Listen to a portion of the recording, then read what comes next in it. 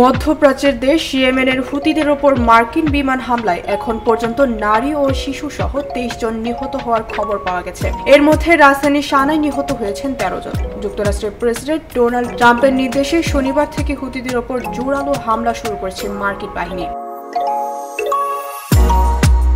লোহিত সাগরে যুক্তরাষ্ট্র এবং দেশটির মিত্রদের বাণিজ্যিক জাহাজে হামলার পরিপ্রেক্ষিতে কড়া জবাব দিতে এসব হামলা চালাচ্ছে যুক্তরাষ্ট্র।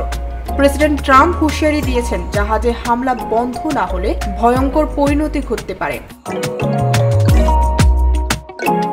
আল জাজিরা জানাচ্ছে, মার্কিন হামলায় ইয়েমেনের রাজধানী সানায় 13 জন নিহত হয়েছেন।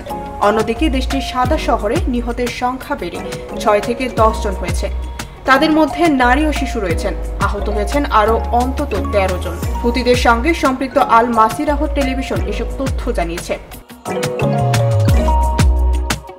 ইরান সমর্থিত হুতিরা 2023 সালের শেষ দিক থেকে লোহিত সাগরে বাণিজ্যিক জাহাজ লক্ষ্য করে একের পর এক হামলা চালিয়ে আসছে। তাদের দাবি, গাজায় ইসরায়েলি হামলার শিকার ফিলিস্তিনিদের প্রতি সংহতি জানিয়ে তারা এসব হামলা চালাচ্ছে। এর জবাবে ইয়েমেনের চূড়ান্ত ও শক্তিশালী হামলা শুরু করেছে মার্কিন বাহিনী। গত জানুয়ারিতে ট্রাম্প ক্ষমতা গ্রহণের পর মধ্যপ্রাচ্যে হুতিদের বিরুদ্ধে চলমান এই হামলায় এখন পর্যন্ত যুক্তরাষ্ট্রের সবচেয়ে বড় সামরিক অভিযান। নিজের ট্রুথ সোশ্যালে ট্রাম্প লেখেন, ইরানের অর্থায়নে হুতিরা যুক্তরাষ্ট্রের উড়োজাহাজে একাধিক ক্ষেপণাস্ত্র ছুটেছে।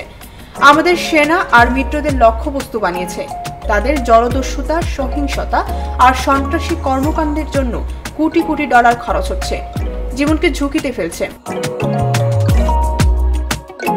এদিকে হামলার জবাব দেওয়ার প্রত্যয় ব্যক্ত করেছে হুতিরা। এক বিবৃতিতে হুতি বলেছে, রাজধানীর সানাই আবাসিক এলাকায় বিদ্বেষপূর্ণ আগ্রাসনের পেছনে যুক্তরাষ্ট্র ও যুক্তরাজ্য দায়ী। তবে এটা বোঝা যাচ্ছে যে শনিবার হামলায় যুক্তরাজ্য সরাসরি অংশ নেয়নি, বরং দেশটি যুক্তরাষ্ট্রকে জ্বালানি সরবরাহের মাধ্যমে নিয়মিত সহায়তা করে আসছে। ডেস্ক রিপোর্ট, ভোরের পাতা।